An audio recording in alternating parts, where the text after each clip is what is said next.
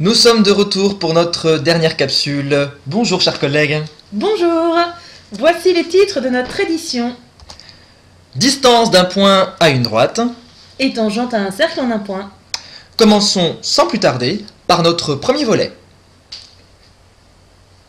Nous allons découvrir dans un premier temps ce que l'on appelle la distance d'un point à une droite. Rappelez-nous la situation problème de l'activité proposée. Un plongeur est pris de crampes, il souhaite regagner la côte par le trajet le plus court. On se propose de lui indiquer le trajet à suivre. Nous avons modélisé sur GeoGebra la côte par la droite D, le plongeur par le point P. Ah, on vient d'entendre.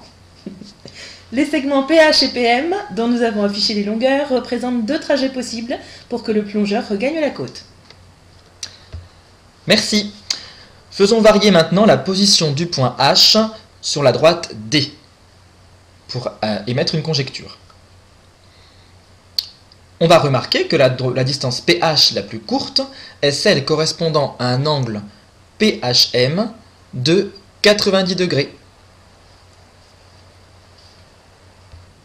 Par définition, la distance d'un point P à une droite D est la plus petite distance entre le point P et un point de cette droite. Par conséquent, la distance d'un point P à une droite D est la longueur du segment PH, où H est le pied de la perpendiculaire à D, issue de P. Voyons l'illustration d'image pour mieux comprendre. Revenons à notre plongeur. Qui est sur le point de couler. Alors dépêchons-nous, dépêchons-nous. Vous avez raison. Pour déterminer la distance entre le plongeur et la côte, nous traçons la droite perpendiculaire à D passant par P. Et on nomme H le pied de la droite perpendiculaire à D passant par P. La distance du point P à la droite D est donc la longueur du segment PH que l'on vient de tracer. Très bien. Et voici maintenant le second point de notre édition. Tangente à un cercle en un point. Rappelez-nous s'il vous plaît les différentes positions relatives d'un cercle et d'une droite.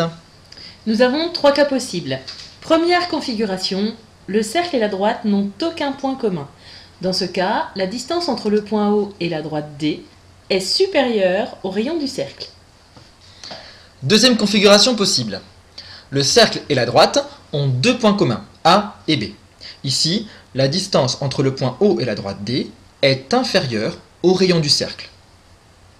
Troisième configuration, le cercle et la droite n'ont qu'un seul point commun, le point A, et dans ce cas, la distance entre le point O et la droite D est la distance OA, qui est le rayon du cercle, car si l'on place un point M n'importe où sur la droite D, on remarque que la distance OM sera toujours supérieure au rayon du cercle. Et dans ce cas, on peut donc en déduire que OA est perpendiculaire à D. Dans ce dernier cas, la droite D est appelée tangente au cercle en A. Résumons. Soit C un cercle de centre O et soit A un point de C. Par définition, la tangente au cercle C en A est la droite D passant par A et perpendiculaire au rayon OA. Nous pouvons énoncer la propriété suivante.